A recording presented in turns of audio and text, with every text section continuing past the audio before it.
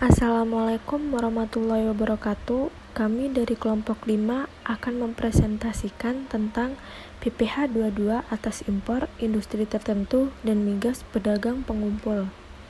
Dengan anggota kelompok Gabriel Kristiawan, Fatian Furoida, Natasha Oktavia, Bek Larasati, dan Aliza Putri Ramadhani. Kami akan mempresentasikan 4 materi, yaitu pengertian dan latar belakang, dasar hukum dan tarif, mekanisme PPh 22, dan tata cara penyetoran dan pelaporan. Diawali dengan pengertian dan latar belakang. Kegiatan impor dan ekspor barang dilakukan eksportir dan dikenakan PPh pasal 22 diantaranya barang komoditas, tambang batu bara, mineral logam, dan mineral bukan logam. Pajak penghasilan PPh 22 atau biasa disebut PPh pasal 22 adalah pajak penghasilan yang dikenakan pada badan usaha tertentu, baik milik pemerintah maupun swasta yang melakukan kegiatan ekspor dan impor serta reimpor. Berikutnya dasar hukum. Dasar hukum yang pertama yaitu UU PPh nomor 36 tahun 2008 tentang pajak penghasilan.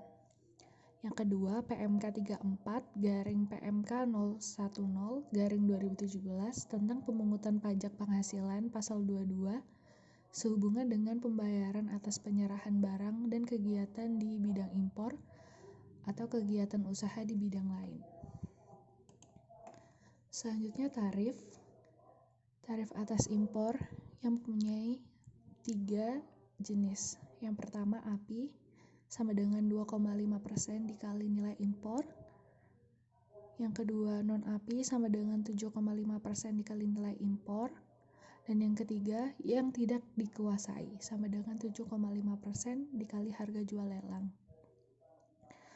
Selain itu terdapat tarif atas penjualan hasil produksi tertentu.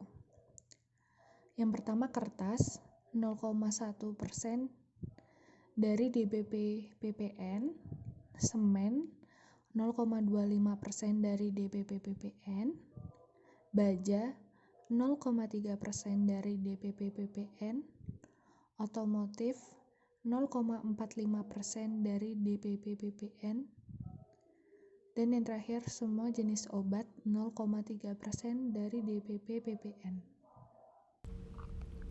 Atas penjualan hasil produksi atau penyerahan barang oleh produsen atau importir bahan bakar minyak, gas, dan pelumas adalah sebagai berikut. Pungutan PPh pasal 22 kepada penyalur atau agen bersifat final, selain penyalur atau agen bersifat tidak final. Atas pembelian bahan-bahan untuk keperluan industri atau ekspor dari pedagang pengumpul ditetapkan 0,25% kali harga pembelian, tidak termasuk PPN. Atas impor kedelai gandum dan tepung terigu oleh importir yang menggunakan ABI yaitu 0,5% dikali nilai impor. Selanjutnya mekanisme PPh. Pemungutan PPh pasal 22 atas impor barang dilaksanakan dengan cara penyetoran oleh importir yang bersangkutan atau Direktorat Jenderal Pajak, Bea dan Cukai ke kas negara melalui kantor pos bank devisa atau bank yang ditunjuk oleh Menteri Keuangan. Penyetoran dilakukan dengan menggunakan surat setoran pajak. Untuk slide pelaporan, pemungutan PPh pasal 22 atas impor barang dilaksanakan dengan cara penyetoran oleh importir yang bersangkutan atau Dirjen Bea dan Cukai ke kas negara melalui kantor pos, bank devisa, atau bank yang ditunjuk oleh Menteri Keuangan. Penyetoran dilakukan dengan menggunakan surat setoran pajak. Pemungutan PPh pasal 22 atas pembelian barang oleh bendahara pemerintah dan KPA, bendahara pengeluaran dan pejabat penerbit surat pemerintah membayar wajib disetor oleh pemungut ke kas negara melalui kantor pos, bank devisa, atau bank yang ditunjuk oleh Menteri Keuangan dengan menggunakan surat setoran pajak yang telah diisi atas nama rekanan serta ditandatangani oleh pemungut pajak.